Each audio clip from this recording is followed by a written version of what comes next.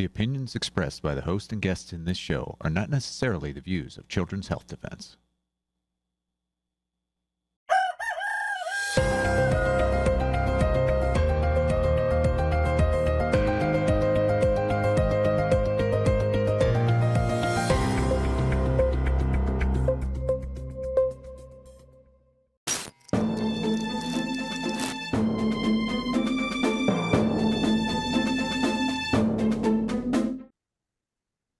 Good morning, CHD. This is Carolyn Betts and Catherine Austin Fitz.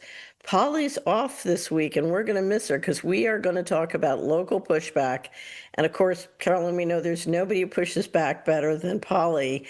With the possible exception of our guest today, this is a person who pushes back locally. She's been a mayor. She spent years on the city council. If anybody can lead us in pushing back locally, we've got the person for you. She's joined us before, Renata Senman. She will be on shortly. Let's roll through the news first. And Carolyn, welcome back. It's exciting times. Yeah. Not always in a good way. Yeah, so Carolyn just watched the Telecommunications Committee in the House confer, and it was frightening. But we're going to do something about it. We are not going to finance our own prison. So let's roll into the news, Lou. First story: the CDC has had to finally change back or walk back what they say about vaccines and autism. We all know vaccines cause enormous neurological damage. So finally, we get a little bit of movement. But I just finished watching an interview about what's going on in HHS and the MAHA movement, and it's trench warfare. And right now, one guy who got fired from HHS said MAHA is hanging by a thread.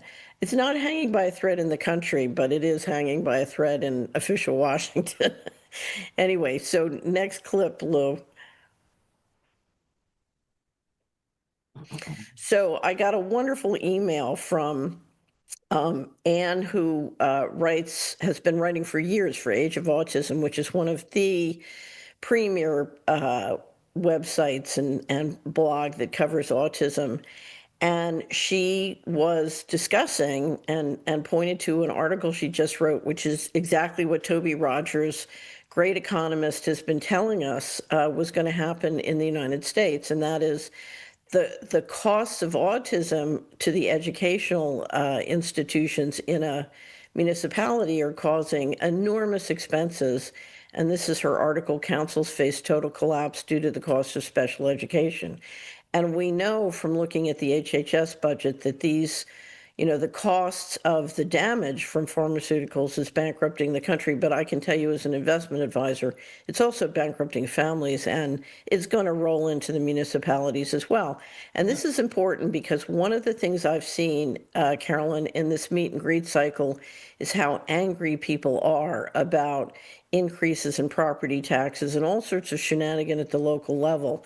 So this is hitting us now at an intimate level, and that's why our show today is on local pushback against the hardware that is now being installed to build the digital concentration camp.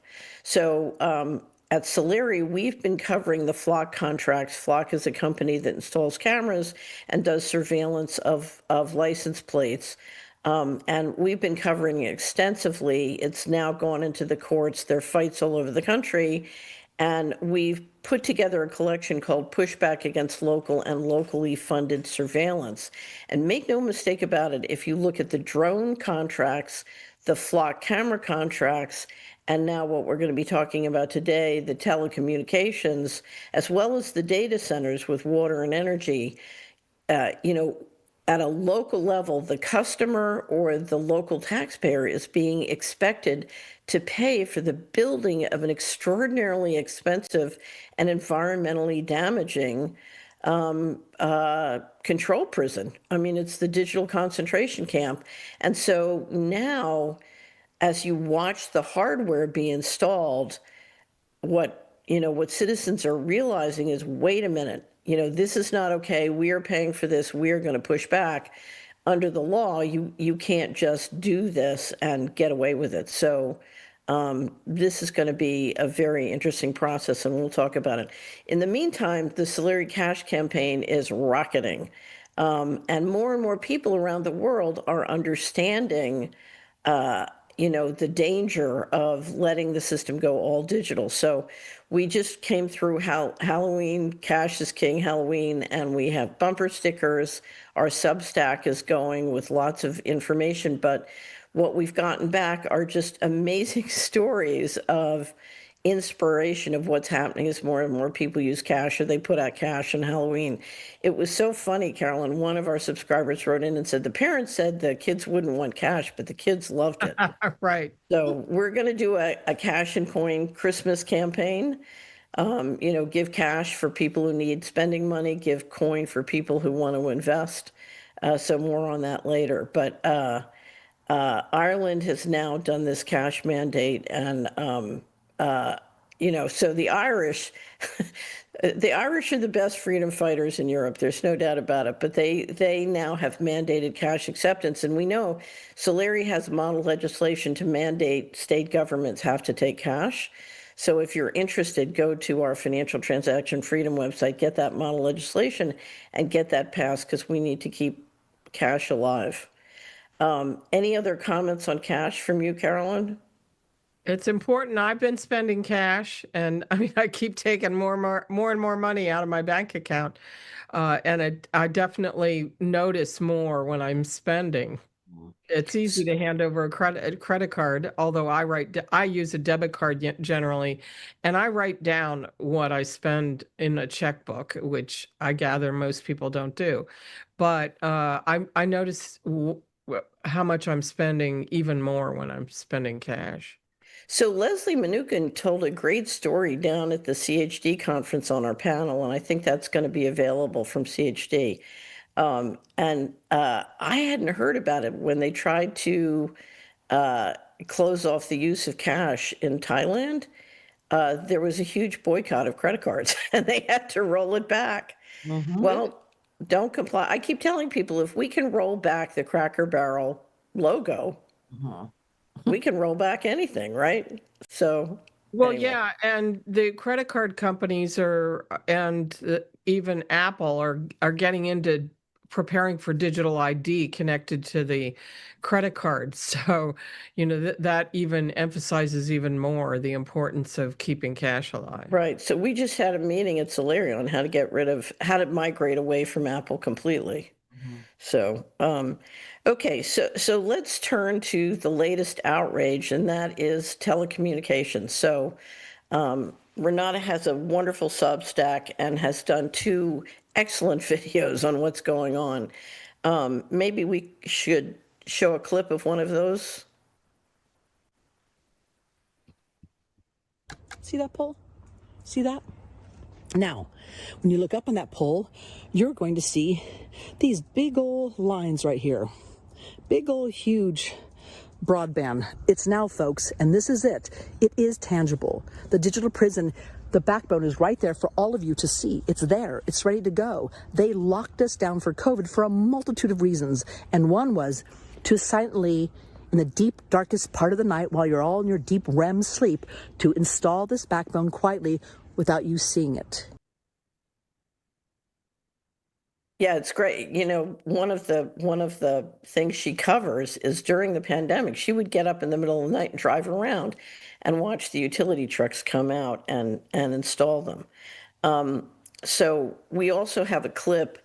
So one of the things we're going to talk about is the FCC and the telecommunications committees in the House are trying to roll out an overrun local control, and we're going to have her explain it. But we do have one other clip, Lou, and let's watch that. I've been handling matters under the Federal Telecommunications Act since it was adopted back in 1996. I've seen every type of federal legislation, state legislation, and local government legislation regarding the regulation and placement of wireless facilities throughout the United States. Today, I'd like to speak about HR 3557, which is, quite frankly, in my view, scary. It is the most deceptive, insidious, and I would have to say evil piece of proposed legislation I've ever seen having anything to do with the Telecommunications Act or wireless facilities. HR 3557 is by far the most evil piece of legislation I've ever seen. It's actually designed to strip all powers from state and local governments at all from having any power over the placement of these facilities, and basically to allow site developers and carriers to basically put cell towers on people's front lawns without paying them, and leaving the homeowners and the local governments and the state governments entirely powerless to stop them. So we're talking about complete override attempted of not only the Constitution and states' rights, but over private property rights. It's incredible. But before we bring Renata on, let's talk about the term of the day. And because the start of this, I associate with the Telecommunications Act of 1996. So that's our term of the day. So take it away, Carolyn. Yes, the Telecommunications Act of 1996 was the first update to what was in effect since 1934. And it did some things that were clearly very necessary, which was to establish networks and rules that would, for example, allow a small carrier to hook into the lines of Verizon or AT&T, for example. So you get some benefits of from this act, but it was a very broad act. And the part that we are fighting right now, the part that is of great concern, and there are a lot of parts that are of great concern, but it has not been updated since 1996. And the Committee on Communications, let me get the right name. Subcommittee on Communications and Technology had a markup of 28 bills that were intended to update, some of which bills were introduced by largely Democrats to cut back on what the larger bill that this gentleman was talking about were doing. But the Telecommunications Act, the part that's of great concern and that Children's Health Defense has been covering a lot is Section 704. And Section 704 starts with language that sounds really good. It says, except as provided in this paragraph, and that's the really bad part, nothing in this act shall limit the authority of state and local government or instrumentality over decisions regarding the placement, construction, and modification of personal wireless service facilities. And read, among other things, cell towers. But in the limitations, it says, a state or local government or instrumentality shall act on any request for authorization to place, construct, or modify personal wireless service facilities within a reasonable period of time. And this has been the one area where localities and presumably states have been able to drag their feet and not approve cell towers because it's vague. It says within a reasonable time. They have to present a written response to the application by the telecommunications company. But here's the really bad part.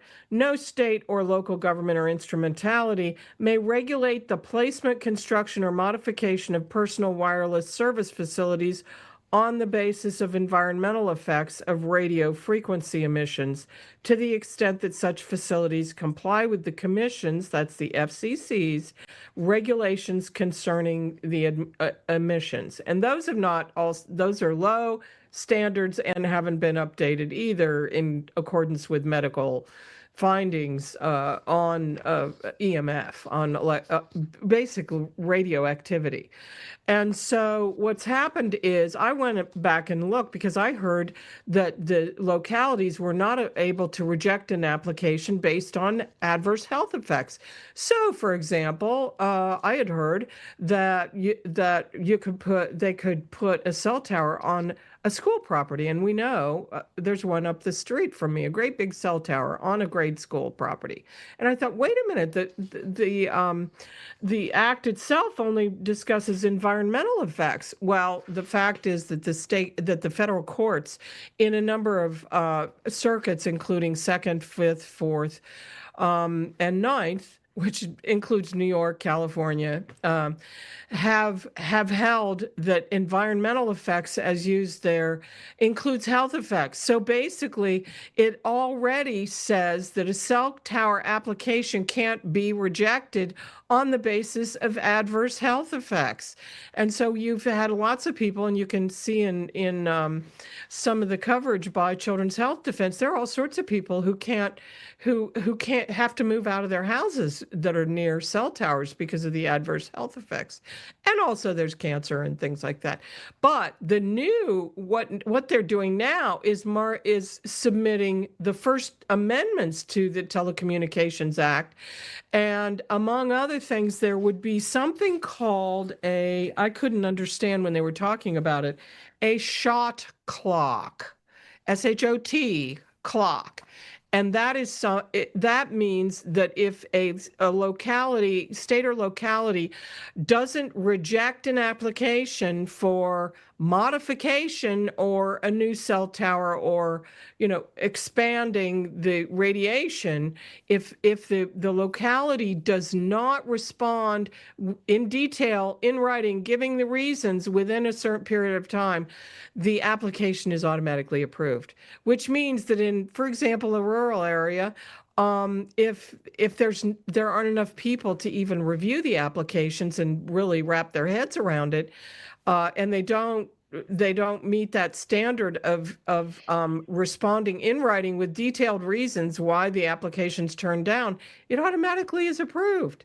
So anyway, that's just a small part of the Telecommunications Act, but it's a very evil piece of legislation that was supported by corporate interests and in particular telecommunications interests. And the interesting thing I thought about the hearings is a lot of the emphasis is on expanding broadband access in rural communities. And so everybody's in favor of that, right? Everybody in the rural communities should be able to have fiber optic. The number one preferred marketing for the digital concentration camp is inclusion. Right. And Inclusion. that word came up a whole lot of times in the markup. Anyway, I'm going to turn it over to Renette, who can tell us more. Okay, so Renette Zenim has been mayor of Nevada City. She was on the city council for 15 years. She's been a broadcaster with her own show. She has a wonderful Substack. We strongly recommend you sign up for her Substack and follow her. But if you want to find a leader to teach you how to push back locally and to push back locally, here she is. And we can't thank you enough for joining us on Financial Rebellion. We're hoping you're going to join us a lot more, but I want everybody to listen to what you say, and I want them to sign up for your Substack, and I want them to start pushing back locally, and you're going to help us figure out how we all do that. So take it away. Well, thank you, Catherine, and also thank you, Carolyn, so much. Yes, this is last week I put out a Substack called The Hill to Die On. And the reason why I said this was because what we're seeing right now, I assume to be happening in 2 to 3 years. And to be quite frank, I think the reason why we're seeing this on the fast track is because industry understands that we are waking up at an extraordinary rate, which is great. We're pushing harder and they're moving faster, which means ultimately they're going to get more sloppy. So one of the things that I was really highlighting last week was that most of us are hearing about the digital cage. We're hearing about digital, currency. We're hearing about the social credit system that we are seeing clearly in China, which is an absolute horrific example of a dystopian future. And yet we think it's out there, invisible, and it's not tangible. However, as you had mentioned earlier, Catherine, when I was mayor, when COVID struck, I would jump in my car, drive around, and began to see utility trucks coming in between 3 and 5:30 in the morning, only for 2.5 hours, which is not very cost effective, to extend the broadband from pole to pole while we were in our deepest sleep.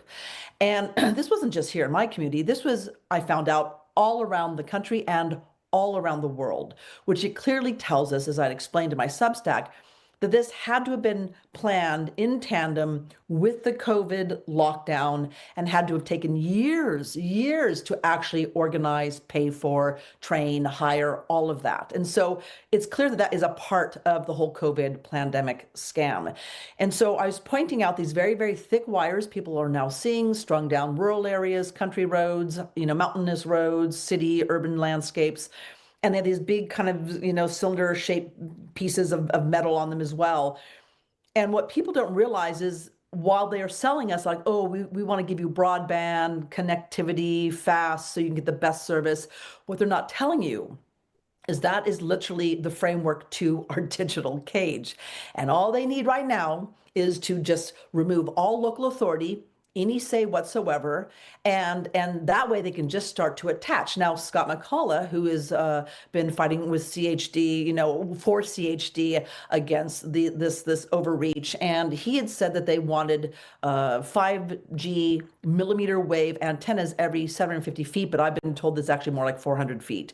So they're planning on every street lamp, on electrical poles, buildings, people's churches, church steeples, flag poles, you name it.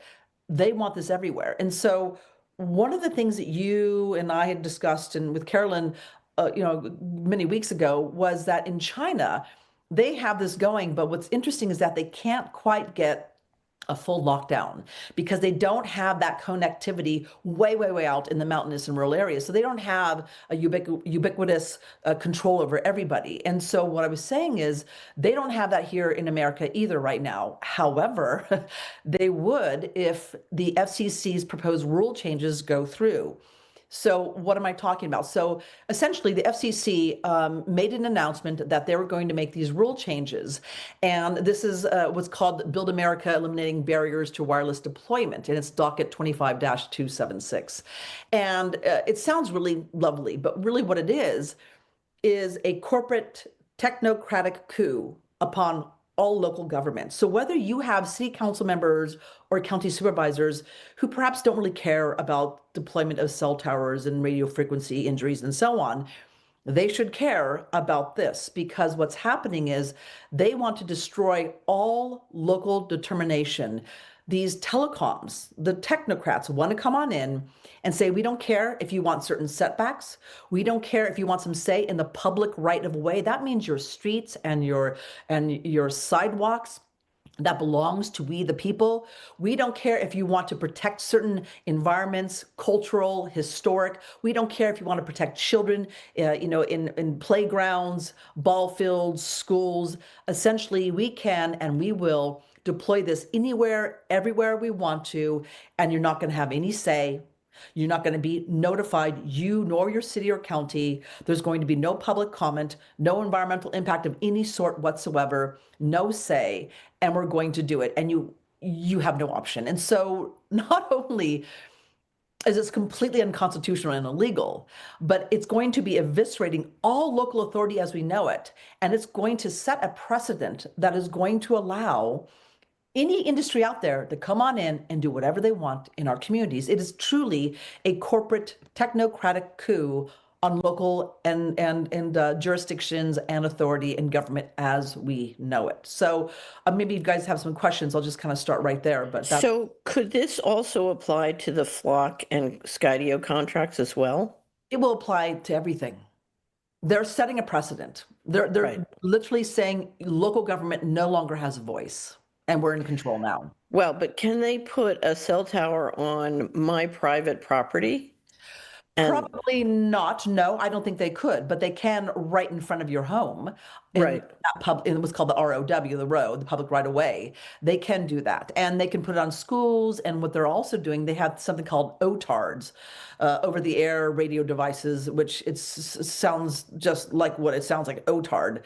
What a name. But this is where they are actually going to business owners and residences, homeowners, and saying, hey, we'll pay you $1,000 a month for us to put this, millimeter wave on top of your home. So your Right. neighbor can do it. And they're called OTARDs. And you have no say. It's a private contract. Right. And so here's the interesting thing. The compromise of property, because I do think this is a compromise of private property rights, because if you look at the invisible waves that are coming in, and they're killing people. I mean, we are talking about something and increasing the EMF sufficient to literally kill people. It's assault and battery. It's actually, even though it's invisible, you can Right. consider it to be assault and battery because you are having frequencies come onto your property, into your home, whether you want them or not, and they are causing harm. It's not a matter if they're causing harm, they are causing harm. It just depends upon your epigenetics, your age, where you live, how much frequency you're getting, what you've done in your home. Are you wireless? Have you cleaned it out? I mean, there's all these different Right. factors, but nonetheless, it's causing harm to everything, to everything.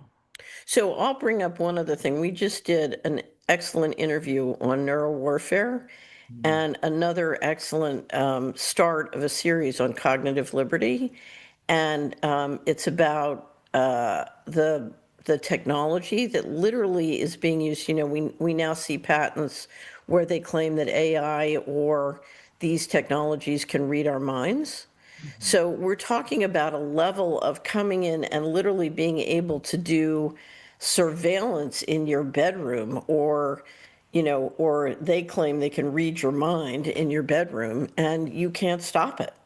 Well, and there are technologies to hook up human beings to computers, and I'm assuming that this network is a way of, you know, getting to people if they're every 450 feet or every 750 feet. And the fact is that for cell phone service, we, you know, almost all of us use cell phones, but for cell phone service, 4G, my understanding is 4G is perfectly adequate for that. So when you get to 5G, 6G, 7G, 8G, that's for weaponization and surveillance. Right. So and That's why they- right. And we know that so let's take a look at the data centers. The data centers are presumably for AI. What AI is good at is tracking things that can be simulated or tracked mathematically, which is essentially spatial surveillance and financial transactions. So what you're talking about is you're talking about building the infrastructure with the 5, 6, 7G and the data centers to basically track and manipulate people's money. And that's what you need to implement the social credit system that you were talking about and that we've talked about together on Financial Rebellion.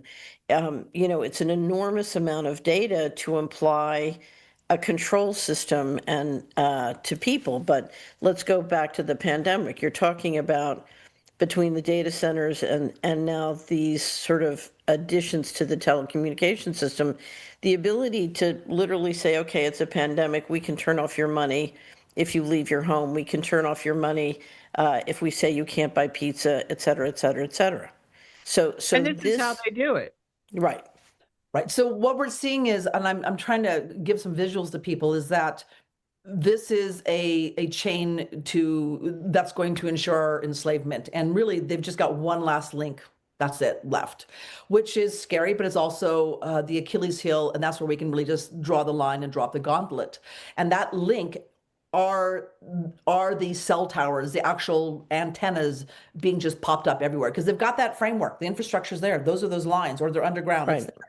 They just need to be able to put the antennas up without any interference whatsoever.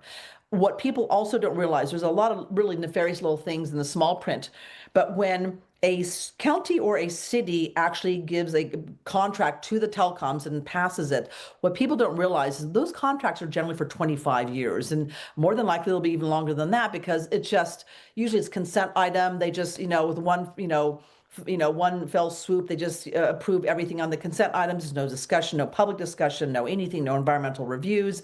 And then they add a different type of antenna. And so when those poles, those monopoles or the 5G on buildings, whatever, that's the telecom staking their environment, their real estate claim. This is essentially vertical real estate. And the reason why they want to claim it and oversaturate it is because when they stake that claim, they own you. They're going to surveil you. They're going to spy on you. They're going to control you. They're going to take all that data, where you're shopping, where you're spending, who you're with, where you're driving, what you're doing, all of your whereabouts, all of that data, they're going to collect it. And what we do know too and you have to ask, why would the FCC do this? Was just a few years ago. The FCC opened up a bandwidth. Okay, so you have this spectrum, and they only allow so much of this bandwidth to be sold and auctioned off to the telecoms. And what they did was a few years ago is they opened it up to the millimeter wave, to the exact bandwidth that is actually weaponized, is militarized, is used in a theater of war in Iraq. And we have a couple examples of what it can do. In 1991, military was celebrating, this is so phenomenal. We used the millimeter wave, and what we did is we actually supplanted the voice of Allah into the soldiers and the farmers and the ranchers down below on the ground in Iraq, and we told them to give up their arms, put up their hands, and turn themselves in. It was a great win. It's like, wait, you did what to them? And then I had another roommate of mine who's a former Air Force flight surgeon saying, oh yeah, we used to fly above Middle East, and we would shoot down a beam of 5G, and we would scramble the brains of anyone down on the ground. And then the foot soldiers would come along after that and shoot and kill anybody who was moving or looked alive whatsoever. And I had asked her, I said, well, this is horrific. Exactly what would that experience be to somebody on the ground? Because, well, they just hear a lot of static and they would then just drop dead because we just scrambled their brains. These are the frequencies that the FCC put on the market. And now the telecoms have this available to them. Why? Why would they ever allow this? Okay, so there's that piece. So they stake their claim. They're for at least 25 years, but actually it's going to be longer. They have complete control, and they are monitoring everything. And if they want to, they can do a slow cook or they can target. And that's the difference with the millimeter wave, is the millimeter wave actually targets the phone. It targets the person, whereas 3G, 4G is just ubiquitous. It just send out the signal, you pick it up or you don't. There's that piece. The other hidden piece that people do not realize is that in most of all these telecom contracts with the counties and the cities, basically they say, okay, look, you can use whatever kind of technology you want. You can go for 3G, 5G, 10G, 20G, we don't care, as long as the antennas look like the original antennas when the whatever was installed. So that could be any kind of technology. So it could be a weaponized technology, which is now what we are seeing already, and there's nothing you can do about it. And while they may have it on the agenda to vote on, generally there's no notification. People have no idea. Again, it's under consent items, which means there's probably 10, 20 other agenda items. They just vote all one fell swoop, just like what we kind of saw with Congress the other day. And it's done. There's a switch and you have no idea. So this is also a Trojan horse. And I try to say to people, when I look at cell towers, I see it as a towering Trojan horse for the military industrial complex, the surveillance state, the whole digital dystopian, prison that we're talking about. This is the only way they can do it. The only way they can do it is by having these antennas everywhere. And while they do have satellite, there's more wiggle room there, but this is how they're going to do it. And right. So what's happened now is the FCC and congressional members are paving the path where nobody can stop it. So let me explain why someone would do this. If you get this hardware installed, it gives the bankers the ability to run and control fiscal policy as well as monetary policy. And you can kiss elected representative government goodbye, right? Because now they have complete control and they can implement the digital concentration camp. So this is not just about surveillance, or this is not just about locking down or mind controlling your neighborhood. This is literally a coup d'etat. This takes over all representative government and it moves it under central control by the bankers. And that means taxation without representation, and that means they can decide where the federal money goes. So they can turn off every health mandate, every piece of food freedom legislation, every piece of health freedom legislation that has been passed to date can be reversed. Everything can be reversed. So this is not just a control of financial transactions. This is a control of everything, and literally a coup d'etat. And if people want to have a clear visual of what this would look like and what's intended, all you really need to do is go to China. So when you see what they have as a full lockdown, and by the way, homelessness is skyrocketing in China. We're talking tens of millions of homeless people over the last few years because their social credit score is just going down. So that means they get locked into their apartment and can't leave, or they get locked out and are on the streets. They can't get a job. They can't jump on a bus. They can't jump on a train. And it is so locked down. And granted, what they have going is ever since that color revolution with Mao, they have been systematically training and brainwashing most Chinese into a hive mind. So they think alike. That's not here in America, but nonetheless, what they have is they have this orange netting around certain sections of neighborhoods and then turnstiles. And basically you are allowed or not allowed, according to your biometrics, or you hold up your phone to go into the next borough. And they have guards walking around that orange netting. And if you try to jump over it, I'm sure they'll just shoot you. But nonetheless, this is what they have. They have everyone locked down, and according to your social credit score, you may or you may not be able to move around. And if your score is so low, then basically you don't have your job, you don't get student loans, you don't get an apartment. And what's even worse is your family, your friends, if they associate with you, anybody with a low score, their score goes down. Right. Yeah. So this system was implemented against Carolyn and I during our litigation, so we know all about it. So let's talk about what we do, because we're not going to let this happen. No. Okay. This is going to get turned around. So walk us through the steps we can take to figure out what's going on in our local area, push back, but also push back on the federal level, because our federal representatives need to know that this is unacceptable.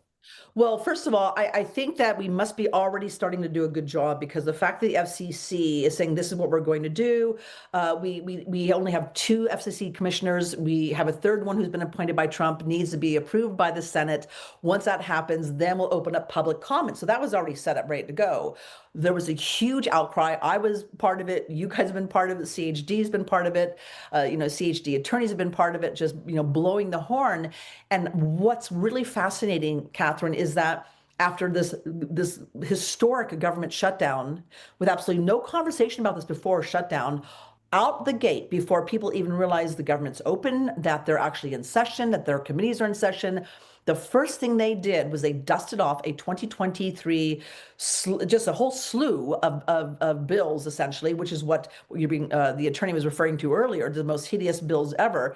And they had their committee just a couple days ago, and they passed them all. So what that tells me is that we were definitely rocking the boat and rattling their cage, because they realized, they might be able to stop the FCC. So we're going to have to come in from this direction as well and get them if the FCC fails. So now what we need to do is that the first and foremost thing is simply build awareness. When people start freaking out, what do we do? I'm like, you talk to everybody, and you go to your city council members, and you go to your county reps, you go to public comment, and you say, hey guys, did you realize that this is what's going on? And you may not care about the deployment of cell towers, but you're going to be out of a job soon. There's not going to be a job. There's not going to be representation. You're just going to be puppets up there, and you're going to be just hollow. There's going to be nothing of substance there. So you explain to them what's going on, and we literally need to, and there is already motion there.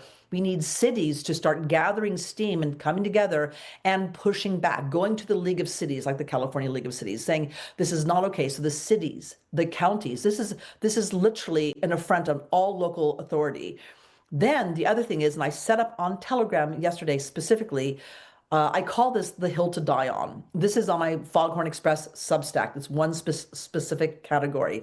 That's where I give updates, but I want more than that. So one of the things that I was saying is that people don't realize how saturated our world already is with these frequencies. And so it's the weakness to our fight is you can't see it, you can't smell it, you can't taste it. Unlike, let's say, the smoking ban that took many, many, many years, but you could go into a restaurant, a bar, in an airplane, and you could smell it, and you'd stink, and you'd sleep, and your pillow would smell like smoke the next morning. So this is the difficult part, right? You can't see it. So what we need to do, though, use these EMF meters to go around and start measuring everything. And so I have a Telegram channel called The Hill to Die On.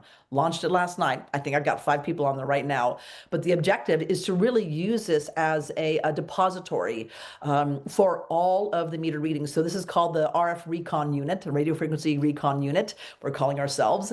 It's, this kind of citizen-powered effort to document the EMF readings, bring forward the videos. This is the place to collect it. Evidence of the radio frequency saturation. And our objective is to expose what's going on, to build the public awareness about this technocratic coup. And this is being done through the FCC and our congressional members now. So that is a public awareness campaign. And I'm just going to keep. So this has passed through the committee, but it hasn't passed the Congress. Oh no, it's got to go through the Senate. There might be another committee. I mean, but it hasn't passed the House. It's passed the House committees out of committee, but it hasn't passed the House. It's only passed the subcommittee. So it hasn't passed the committee yet? It's going to the Energy Committee next, and we have a link, which Luke could bring up if you want, who the members of the Energy Committee are. And so we can stop it at the Energy Committee. Yes. We can also stop it at the Senate, and we can stop it at the White House. Because I have news for you. If President Trump signs this and you're part of MEGA, it's time to get, to leave. This is outrageous. These are the members of the Energy Committee, and I have 2 in Ohio, and actually they're both on the subcommittee that just approved this. Landsman and Latta is the chairman of the subcommittee. But look at this. There are a lot of people from Florida, New York, California. If you're Michigan. These are the people who are going to be voting. And the fact is what they're stressing is, we need to get internet access to the people who live in the rural area.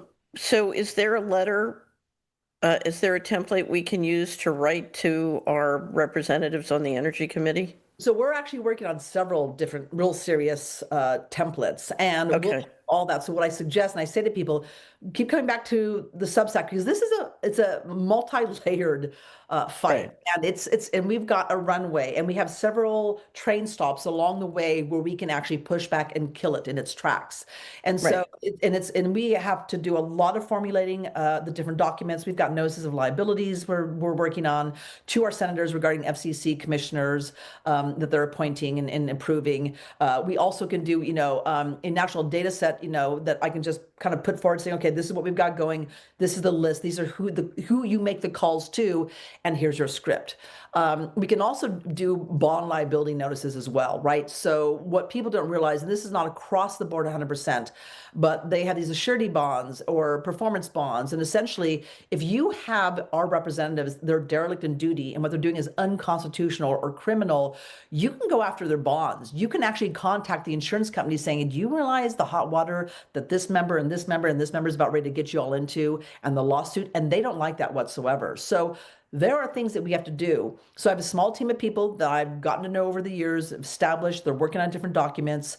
And once this goes forward, we're going to put it out there, blast it to everyone, say, okay, folks, you got some work to do, but we're making it as easy as possible, which is go get your meter, start reading what's going on, read everything from your modem in your house to the cell tower in your neighborhood. You are going to be shocked by how hot these things are.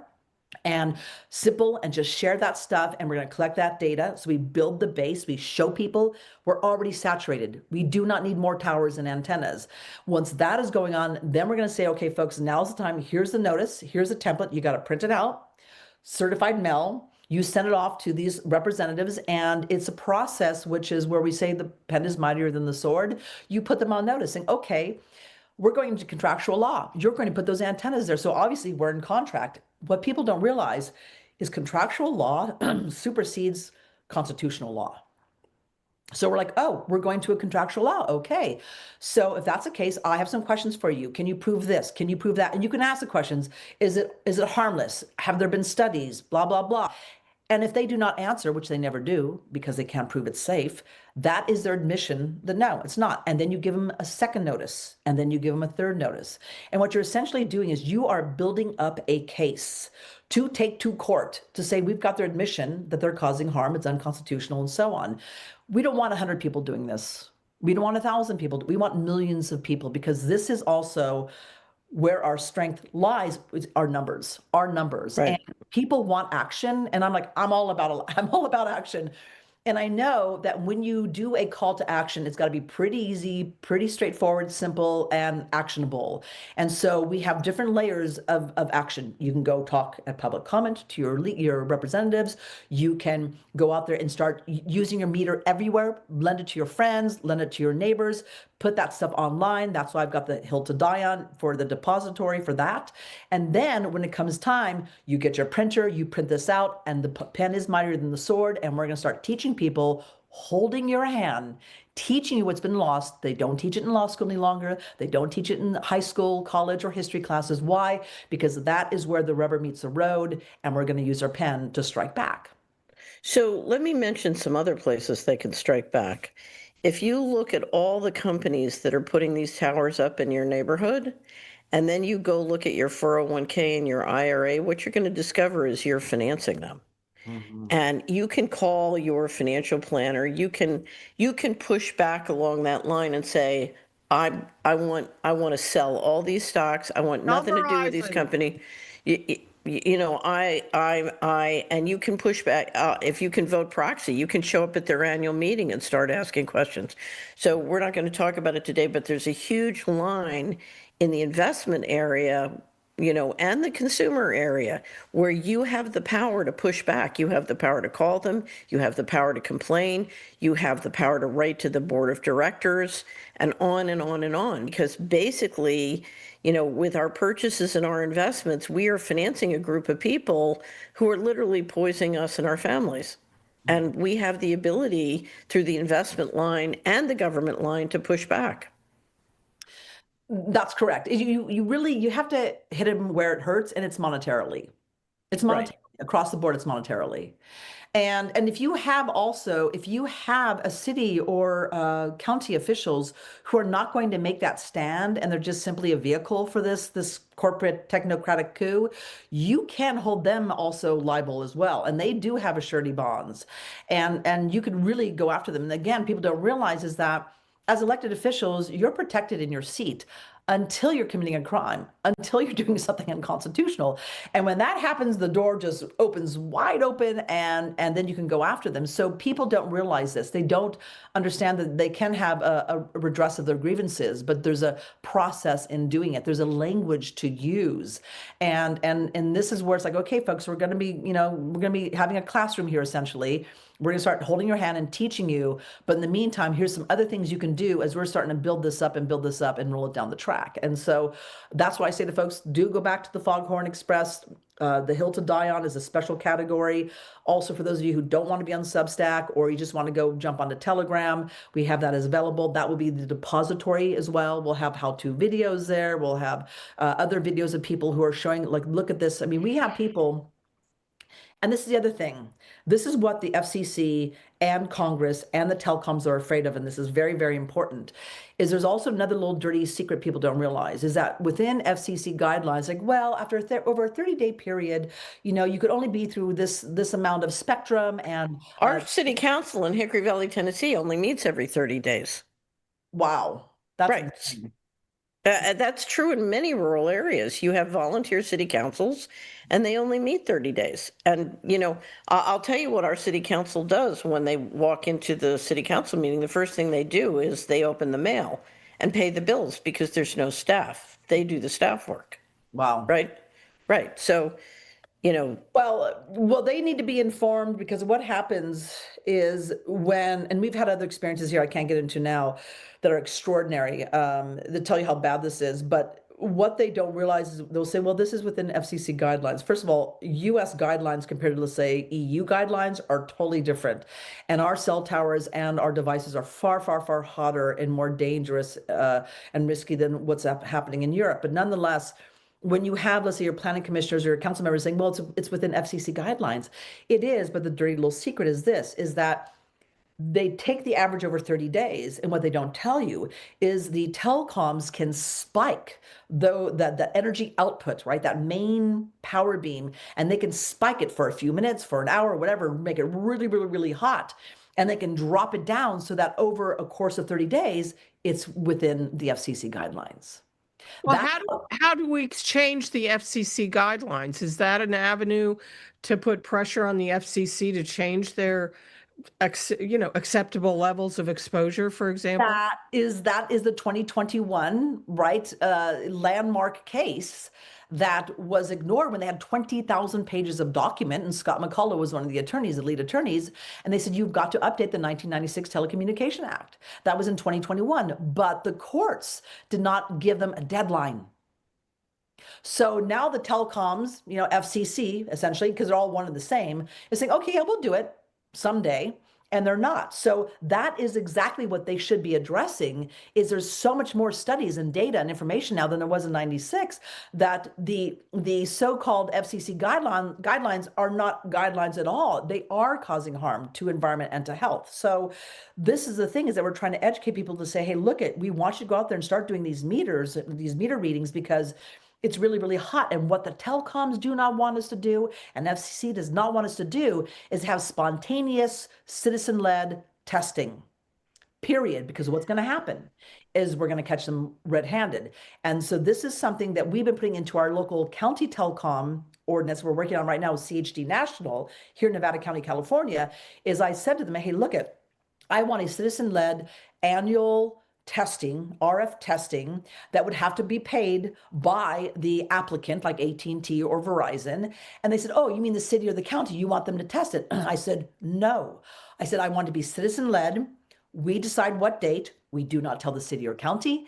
And we certainly do not tell the telecoms. Why? Because they're going to lower the frequencies. They're going to lower the energy output. They're going to cool it down while the testing is happening. So we don't let them know at all until after the fact. Right. Well, you better not talk about it or plan it with your smartphones on, because they'll know. well, 100%. No, you're 100% right. So it really has to be done on the sly, essentially. So, Yeah, you got to go we used to go into the forest. We'd leave our phones in the car in a Faraday bag, go into the forest where there was the problem, that's how do you get away from the cell service? We've got 3 questions from the audience, and I want to jump in and ask them.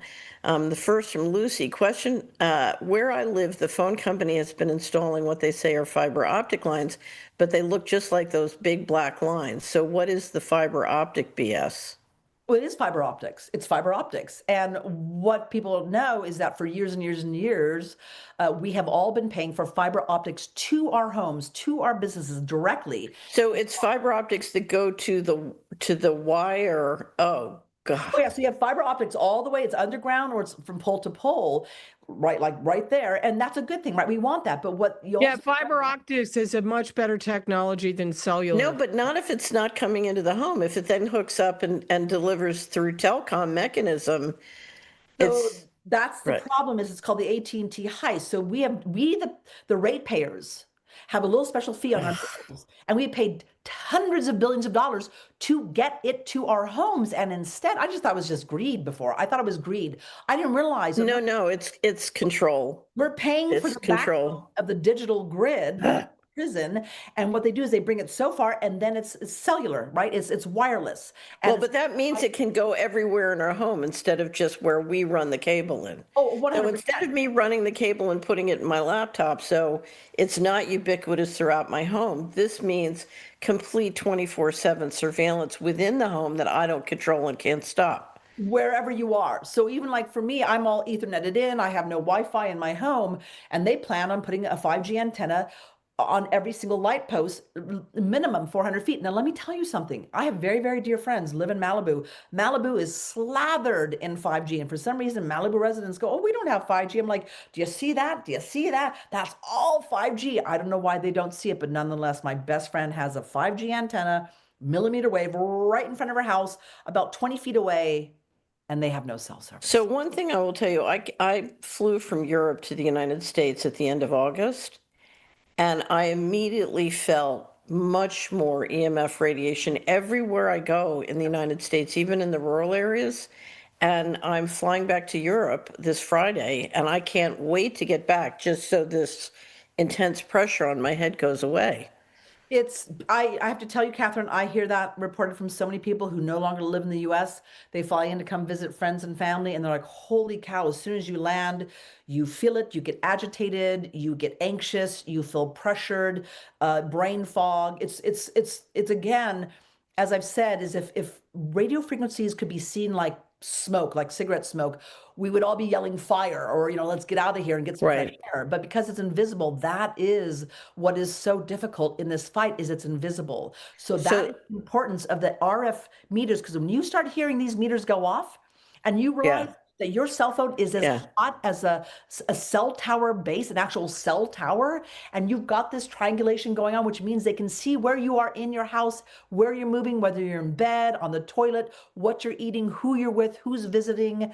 That is what they're doing. And so when Yeah. you realize, and I say to people that where you start, and you have to reverse engineer your way. So I gotta interrupt and ask these last two Sure. questions. Can you recommend an EMF reader that is effective and affordable? That's on your Telegram channel, isn't it? Well, that's an acoustimeter is one of them, but what I will do, and I'll make sure to do it today. In fact, I'll jump off of here and do it right away. Is there's several ones now that have gone down in price that actually include millimeter wave, and they used to be cost prohibitive a few years ago, and they have them now. So I'll get them on there on the Hill to Die on Telegram by this morning after. And will they be on your Substack too? I'll put it all on the Substack. It'll be on Great. the Substack. Okay. Mhm. Okay. If you have something that we can put in the notes, you could send it to Lou and he can put it in the Yeah. notes. Okay, Yeah. that's great. So a link to the Substack and the Telegram will be in the notes. Okay. From Marley, I lived in a rural area for a long time. We could access the internet through phone cables. Are those the same thing? No, those are the old cables and they want to get rid of those. They're trying to get rid of those. So they're trying to do fiber optics, underground, pole to pole. Yeah. Okay, one last question for me. When I came back on this trip into Memphis, I went to see a friend in Germantown, and at night, along all the telecom poles, there are these blue flashing lights that are so creepy, it's unbelievable. And I said to the friend I was visiting, what is that? And they said, oh, it's something to do with safety and stopping crime. No, supposedly, and I haven't seen complete evidence. I've seen some videos, and I have an acoustimeter, but I need to get one that can read millimeter waves. Supposedly, the light posts, the lights themselves are 5G. I haven't had that completely confirmed, but I wouldn't be surprised, to be quite frank, at all. So again, this is why we need people out there. We need citizen-based. Right. If you know what those flashing blue lights are, please let us know. Yeah. Last question. If this went into effect, if this prison goes into effect, all the state legislators and local legislators and state and local officials lose 100% power. 100%. It's a coup. It's a coup. And yet trying to get them educated to understand that is a real challenge. How do we get that entire network of people to understand they are about to be replaced if they don't stop that, and they still have the power to stop it? Really sending it home and saying, look, do you understand that your public right of way will no longer belong to the city, the county, or the public? Do you realize they can put generators, poles, antennas anywhere? I mean, that will wake them up. Even if they don't care about radio frequencies, they don't like the idea of public right of ways, federal, state, national parks.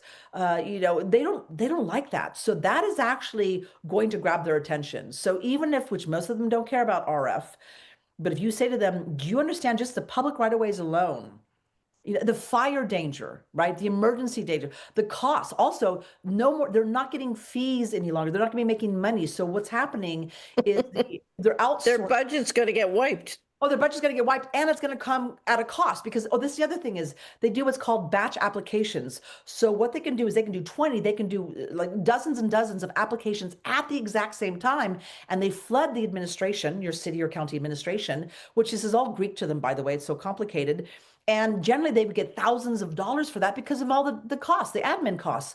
No more. You're on your own. It's going to cost you. So when you talk about money, it's going to cost cities and counties not just tens of thousands, probably hundreds of thousands of dollars, because they're going to be rolling this out in so much, it's going to be like a tidal wave to the admin. Wow. Okay, well, we're hoping you will come back and join us regularly because the fight's on. We're going to win. We intend to win, but we need leadership, and we can't thank you enough for everything you're doing. So let's just roll through. Tell us your Substack again, and tell us your Telegram channel and how we can support you. Okay, great. So it's Renette Senham's foghornexpress.substack.com. Just pop in Foghorn Express Substack, you'll find it.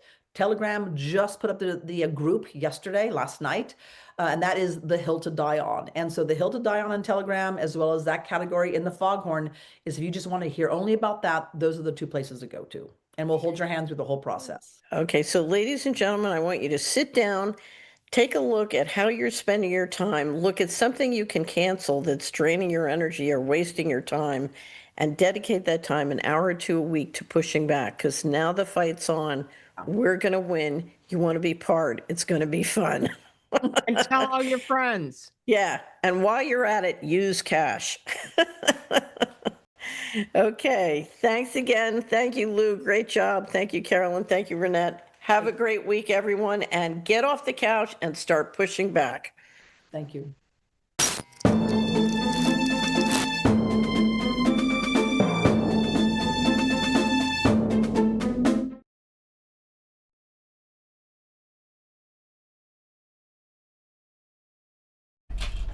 Okay, yeah, we're live. So can you tell us your name, please?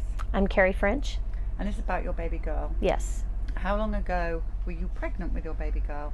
I got pregnant in February of 1999. And how did did you have any pregnancy vaccines or anything? No. No. And how was she when she was born? She was born premature. She was born at 25 weeks. Wow. And she was a micro-preemie, 1 pound, 5 ounces. And she lived for about 5.5 months, but they gave her vaccines at 4.5 months and 4.5 pounds. Okay, so talk us through this, because we've titled this "A Military Hospital Yes. Killed Your Baby Girl." Yes. So talk us through why you think that. I was active duty Navy, and I went into labor, and I went to Balboa Medical Hospital. It's technically Naval Medical Center, San Diego. And went into preterm labor, was in labor for 6 days, and I finally had her. It wasn't induced or anything. It was, just natural. But she was in the neonatal intensive care unit for 177 days. And I was there almost every single day for as long as I could stay there. And I would read her medical records, and they didn't like that. And they told me I couldn't, and I said, well, I'm going to, because I'm her mother. And I was reading her medical records, and they said I had to have a doctor. I said, well, then go get him, because I'm reading it. And I said, I want to know everything that's going on with her, even if it's a pimple on her butt. And I came in one day, and they said, oh, Cassie got all her vaccines. And I said, Well, hang on, how old is she then? She was 4.5 months. Had not ever left hospital? Nope, she was still in the NICU. And so she's still in the NICU, and they gave her how much did she weigh then? 4.5 pounds. And what did they give her? They gave her everything that a 6-month baby would have had, all the regular shots a 6-month-old baby would have had. But they did it without my knowledge or consent, because I would have never consented with her weight. I would have never consented to all those vaccines. I would have said, give her one at a time, because we were getting ready to take her home. She passed all her tests, her AB test, her her car seat test, all of that. And so I wasn't necessarily against vaccines, but then again, I didn't know what I know now.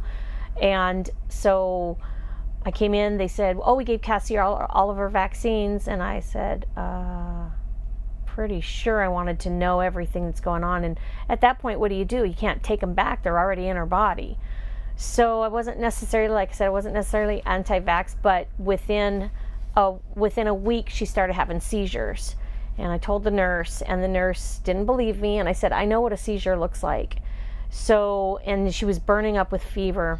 And then when I took her temperature and I showed the nurse, that they came in and they put her back on the ventilator, which was a huge step backwards. And then another 2 weeks and her brain shut down and her kidneys shut down. Her catheter bag was filled with blood.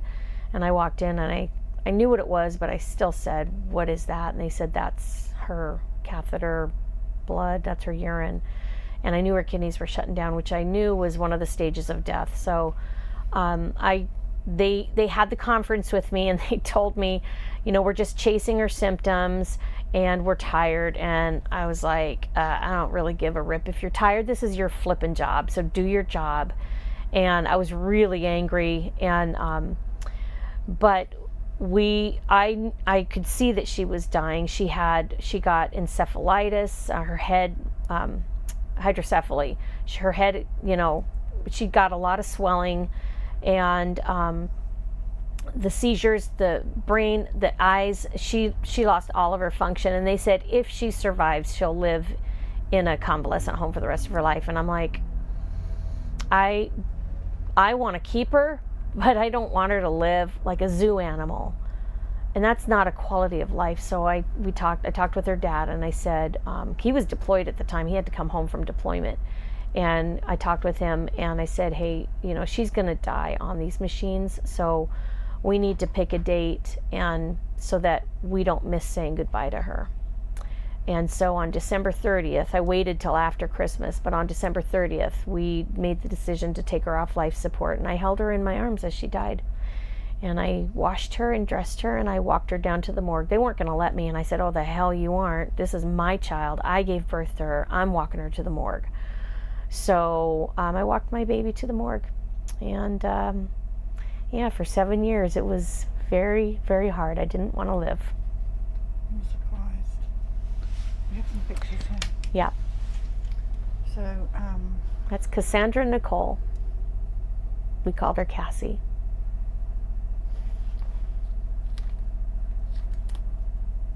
some more pictures.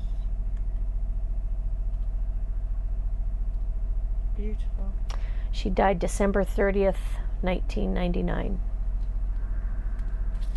And there's no doubt in your mind that No doubt in my mind. she would have lived because you were getting ready to take her home. We were getting ready to take her home. We were making all the arrangements.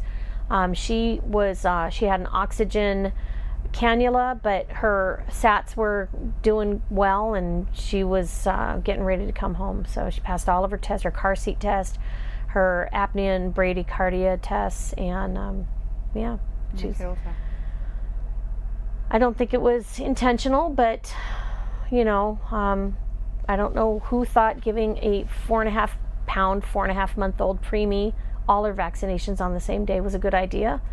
But being military, there's a doctrine called the Ferries Doctrine, and it does not allow active duty military to sue in the event of death. So, yeah. How are you now? I mean, how old would she have been if she had survived? In July, she would have been 25. Well, they ripped your daughter from you. Yep, that was my only daughter. So I'm doing other things with my life. I volunteered for a while with the March of Dimes and the Lung Association, and went around and talked about, informed consent and parental rights, and so it's what can you do, What's your advice to the young mum watching now? Doesn't know what to do. Definitely do your research, read all the inserts, don't be bullied by the doctors, and if a doctor tries to bully you, get the hell out of there, because your child, no one will advocate for your child like you will. Thank you. Thank for you. telling us. Oh, sorry, I just coughed right into your... This and all CHD TV programming is made possible by generous support from viewers like you. Please consider making a contribution today to keep our programming going strong. Thank you.